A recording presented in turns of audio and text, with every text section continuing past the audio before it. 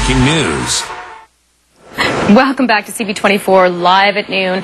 Well, organ donation is always a discussion with people about what to do in these times and whether or not to sign that consent form. And Ronnie Yavsey, President and CEO of the Trillium Gift of Life Foundation, is joining me now. Thanks for coming in. Pleasure to be here. You have some numbers about registration rates, and it's something, you know, Helen Campbell brought it to light again with her incredible story, and the whole issue came to the forefront, and you saw an increase in registration. But in Toronto, not quite as much. It's still a challenge. Tell us about it. Yes. Toronto's registration rate is low compared to the rest of the province. The average in the province is 22%.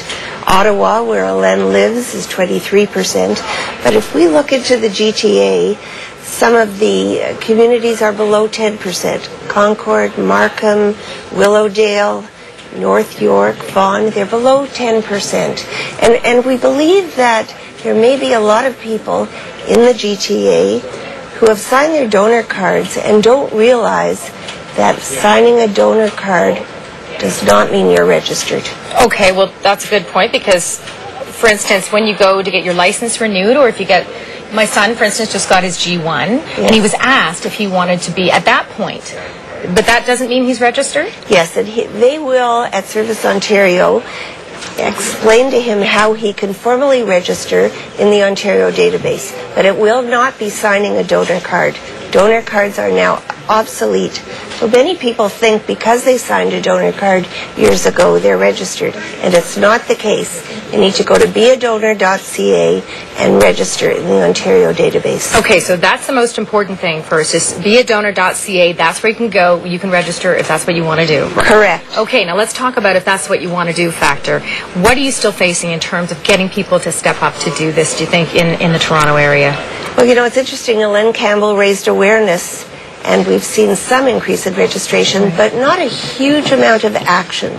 So people are still not registering. Some believe they're too old to register, and in fact, age is not an issue at all.